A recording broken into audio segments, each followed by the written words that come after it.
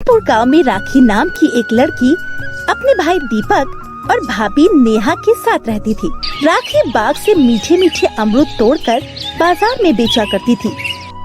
अमरूद ले लो, ताजे ताजे मीठे मीठे राखी के मशहूर अमरूद ले लो।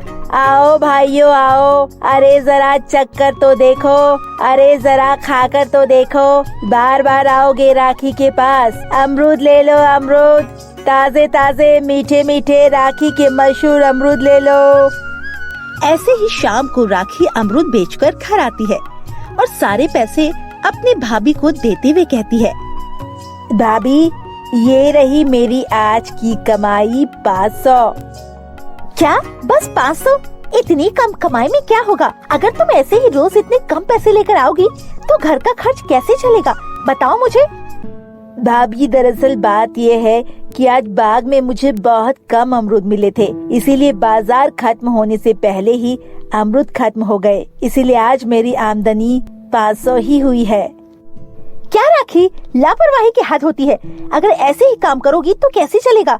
तुझे तो पता है ना कि हम कितने गरीब हैं। ऊपर से तेरी लापरवाही खत्म होने का नाम ही नहीं लेती। मैं कुछ नहीं चाहती, मुझे दिन के 1500 रुपए चाहिए तो मतलब चाहिए। तू कैसे भी कल बाग से खूब सारे अमरूद तोड़ कर लाना। राखी की भाभी बहुत ही लालची किस्म की औरत थी। वो रोज राखी को ज्यादा पैसे कमाने पर जोर डालती थी। ऐसे ही अगले दिन राखी बाग में अमरूद तोड़ने जाती है। राखी देखती है बाग में एक लाल अमरूद है। ये अमरूद राखी को अपनी ओर खींच रहा था। जैसे ही राखी उस अमरूद को तोड़ने जाती है, तभी राखी को अमरूद से आवाज आती है, अरे अरे रुक जाओ, मुझे मत तोड़ो। मैं कोई आम अमरूद नहीं हूँ, बल्कि मैं एक श्रापित अमरूद हूँ। क्या कहा तुमने? श्रापित हो? लेकिन तुम्हें किसने श्राप दिया? दरअसल मैं एक जादूगरनी हूँ। मुझे एक ऋषि मुनि ने मेरी एक गलती के कारण मुझे अमरूद बनने का श्राप दे दिया था, और मैं श्राप मुक्त तब होंगी जब मैं किसी गरीब की मदद कर पाऊँ। और मुझे लगता है मुझे तुम्हारी मदद करनी चाहिए। मैं बहुत गरीब हूँ। दिन रात मेहनत करने के बावजूद मुझे पेट भर खाना भी नहीं मिलता। क्या तुम मुझे अपनी जादुई शक्तियों से खूब सारा खाना दे सकती हो, ताकि मैं अपना और अपने परिवार का पेट भर सकूं? हाँ हाँ, क्यों नहीं। मैं तुम्हारी सभी इच्छाओं को पूरी करूंगी, तब जाकर ही मैं श्राप मुक्त हो पाऊंगी। इसीलिए अब से तुम्हें जब भी मेरी जरूरत पड़े तो मेरे पास आ जाना। राखी अमरूद से अपने पूरे परिवार के लिए अच्छा अच्छा पकवान लेकर घर चली जाती है और घर जाकर अपनी भाभी को सारी बात बताती है। ये सुनने पर राखी की भाभी कहती है, क्या कहा तुमने? जादुई अमरूद? ये तो बहुत अच्छी बात है। अब तो हमें कोई भी काम करने की जरूरत नहीं है। जादुई अमरूद के जरिए ही हम अपनी सभी इच्छाओं को पूरा कर सकते हैं। नहीं नहीं भाभी, चाहे हमारे पास कितनी भी जादुई शक्तियाँ क्यों ना आ जाए, तब भी हमें मेहनत करना नहीं छोड़ना है। आप ये खाना खा लेना, भैया को भी खिला देना। ऐसे ही अगले दिन राखी फिर से उस जादुई अमरूद के पास जाती है और उससे खूब सारे ताजे ताजे अमरूद ले लेती है और बाजार में उनको बेचती है।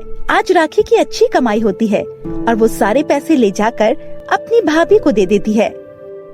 भाभी ये लो, आज 2000 रुपए की कमाई हुई है। आज तो आप खुश है ना? अरे नहीं नहीं, इतने छोटे मोटे रकम से मैं खुश नहीं होने वाली। तुम मुझे जादुई अमरूद के बारे में बता रही थी ना, तो तुम कल जादुई अमरूद के पास जाना और उससे कहना वो हमारे छोटे से घर को एक बड़े से बंगले में बदल दे। नहीं नहीं भाभी, मैं ये नहीं बोल सकती। ठीक है, अगर तुम ये नहीं कर सकती तो कल से तुम्हें घर आने की जरूरत नहीं है और ना ही तुम्हें इस घर में खाना मिलेगा, समझी तुम? भाभी ऐसा मत करो मेरे साथ, मैं कहाँ जाऊंगी? ये दुनिया बहुत बड़ी है, तुम कहीं भी जाओ, मुझे इससे क्या।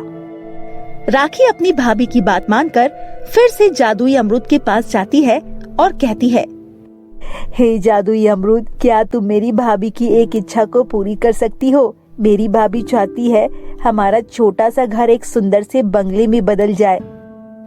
हाँ क्यों नहीं, मैं तुम्हारी भाभी की इच्छा जरूर पूरी करूंगी।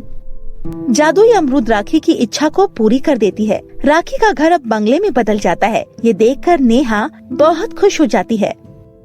भाभी अब तो आप खुश है ना? अब आपको मुझसे कोई शिकायत तो नहीं है ना? अरे राखी, तुमने मुझे थोड़ा सा ही खुश किया है, एक काम करो, कल तुम फिर से जादुई अमरुद के पास जाना और उससे कहना कि वो मुझे बहुत ही ज्यादा सुंदर और बहुत ही ज्यादा गोरी बना दे। मेरा रंग दिन प्रतिदिन काला होता जा रहा है और मुझे अपना ये रंग बिल्कुल पसंद नहीं आ रहा। क्या भाभी, इंसान गोरा हो या काला क्या फर्क पड़ता है? अरे तुम्हें जैसा कहा जाए वैसा ही किया करो, ज्यादा सवाल जवाब करने की कोशिश भी मत करो। अगले दिन राखी फिर से जादुई अमरुद के पास जाती है और उससे अपनी भाभी की इच्छा बताती है। ये जादुई अमरुद, क्या तुम मेरी भाभी को बहुत ही ज्यादा सुंदर और बहुत ही ज्यादा गोरी बना सकती हो? ठीक है राखी, मैं तुम्हारी भाभी को बहुत ही ज्यादा सुंदर और बहुत ही ज्यादा गोरी बना देती हूँ। राखी की भाभी को बहुत ही ज्यादा सुंदर और बहुत ही ज्यादा गोरी बना देती है। ये देखकर नेहा बहुत खुश होती है, लेकिन फिर भी नेहा इससे भी पूरी तरह से संतुष्ट नहीं थी। जैसे ही राखी घर आती है, नेहा राखी से कहती है, राखी मैं अभी भी बिल्कुल संतुष्ट नहीं हूँ। तुम कैसे भी उस जादुई अमरुद से कहो कि वो मुझे इस नगर की राजकुमारी बना दे और मेरे पास बहुत सारे पैसे हो, मेरे पास किसी भी चीज की कोई कमी ना हो, हर कोई मेरे आगे सर झुकाए। नहीं भाभी, मैं ये नहीं कर सकती। मैं देख रही हूँ धीरे धीरे आपकी इच्छा बढ़ती ही जा रही है। ऐसे तो आप कभी भी संतुष्ट नहीं होंगी।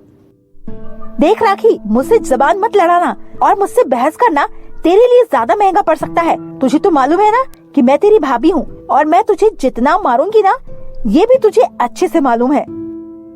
लेकिन भाभी, बार बार फिजूल की इच्छाओं को पूरा करने से क्या होगा? जितना जरूरत हो उतना ही बोलो। तू मेरी बात मानेगी या नहीं? अगर तूने मेरी बात नहीं मानी ना, तो इस बार मैं तुझे कुछ नहीं करूंगी, बल्कि तेरे भैया को खाना देना ही बंद कर दूंगी। भगवान के लिए भाभी, मेरे भाई के साथ कुछ मत करना, ठीक है? मैं कल ही जादुई अमरुद के पास जाऊंगी और आपकी यही इच्छा को पूरी करवाने की कोशिश करूंगी। ऐसे ही अगले दिन राखी फिर से जादुई अमरुद के पास जाती है और कहती है, हे जादुई अमरुद, क्या तुम मेरी भाभी की एक और इच्छा को पूरी कर सकती हो? मेरी भाभी को इस नगर की राजकुमारी बना दो। उनके पास किसी भी चीज की कोई कमी ना हो, उनके पास बहुत सारे पैसे हो और हर कोई उनके आगे सर झुकाए। राखी की बात सुनकर जादुई अमरुद समझ जाती है राखी की भाभी बहुत लालची किस्म की औरत है। जादुई अमरुद राखी की भाभी की इच्छा पूरी कर देती है। अब राखी की भाभी एक राजकुमारी बन चुकी थी। हर कोई उसके आगे अपना सर झुकाया करता था। हाँ, आज मैं बहुत खुश हूँ। ऐसा लग रहा है पूरी दुनिया मेरे कदमों में है, लेकिन अभी भी मैं बिल्कुल भी खुश नहीं हूँ। अभी भी मुझे कुछ न कुछ कमी महसूस हो रही है, लेकिन अब मैं उस जादुई अमरुद से अपनी कौन सी इच्छा पूरी करवाऊं? नेहा अब इसी सोच में पड़ जाती है कि अब वो जादुई अमरुद से अपनी कौन सी इच्छा पूरी करवाए। वो बहुत ही ज्यादा परेशान थी। तभी वहाँ पर राखी आती है और राखी अपनी भाभी से कहती है, क्या हुआ भाभी, आप बहुत परेशान नजर आ रही हैं। सब ठीक तो है ना? राखी, मुझे समझ में नहीं आ रहा है कि अब मैं अपनी कौन सी इच्छा पूरी करवाऊं। वैसे ये जादुई अमरुद बड़ा ही कमाल का है, ये तो हमारी सारी इच्छाओं को पूरी कर सकता है। भाभी, ज्यादा लालच करना बिल्कुल अच्छा नहीं होता, और वैसे भी उस जादुई अमरुद ने हमारी बहुत मदद की है और उसने हमें जितना दिया है उतना बहुत है। न ज्यादा पाने की इच्छा में जो कुछ भी हमारे पास है वो भी हमारे हाथ से चला जाता है। अरे तुम मुझे मत सिखाओ, तुमसे ज्यादा दुनिया देखी है मैंने। भगवान देता है तो छप्पर फाड़ के देता है, और हम जैसे इंसानों को बिना कुछ सोचे समझे वो ले लेना चाहिए।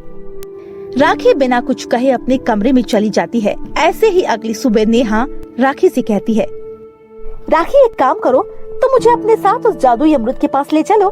मैं वहाँ जाकर खुद अपनी इच्छा उस जादुई अमरुद से कहूँगी। राखी ना चाहते हुए भी नेहा को उस जादुई अमरुद के पास ले जाती है। नेहा जादुई अमरुद से कहती है, हे जादुई अमरुद, क्या तुम मेरी एक और इच्छा पूरी कर सकती हो? क्या तुम मुझे अपनी सारी जादुई शक्तियाँ दे सकती हो? मुझे भी तुम्हारी तरह जादूगरनी बनना है। मुझे तुम्हारी सारी शक्तियाँ चाहिए। ये सुनकर अमरुद समझ जाती है कि इस बार नेहा को सबक सिखाना बहुत जरूरी है। ठीक है, अगर तुम चाहती हो कि तुम मेरी तरह जादूगरनी बन जाओ तो ठीक है, मैं तुम्हारी इच्छा जरूर पूरी करूंगी। जादुई अमरुद नेहा को अपनी तरह एक जादुई अमरुद बना देती है। जादुई अमरुद बनने के बाद नेहा बहुत बुरी तरीके से रोने लगती है और वो जादुई अमरुद से कहती है, नहीं नहीं, मुझे माफ कर दो, मुझे बहुत बड़ी भूल हो गई। मुझे पहले की तरह इंसान बना दो, मुझे अमरुद बनकर नहीं रहना। अरे तुमने ही तो कहा था तुम्हें जादूगरनी बनना है, और जादूगरनी बनने के लिए तुम्हें जादुई अमरूद तो बनना पड़ेगा। नहीं नहीं, मैं जैसे पहली थी मुझे वैसा ही कर दो। सही कहा था राखी ने, लालच का फल बहुत बुरा होता है। भगवान के लिए प्लीज मुझे ठीक कर दो। हाँ जादुई अमरूद, तो मेरी भाभी को ठीक कर दो, मुझसे भूल हो गई है। मैं तुमसे उनकी गलतियों की माफी मांगती हूँ। इस तरह से जादुई अमरूद नेहा को ठीक कर देती है। नेहा को अपनी गलती का एहसास हो जाता है और वो राखी से भी हाथ जोड़कर माफी मांगती है। इसके बाद वो दोनों अपने घर चली जाती हैं। तो दोस्तों, इस कहानी से हमें यही सीख मिलती है कि हमें कभी लालच नहीं करना चाहिए और लालच का फल हमेशा बुरा होता है, जैसे उस मुखिया और पहलवान के साथ हुआ।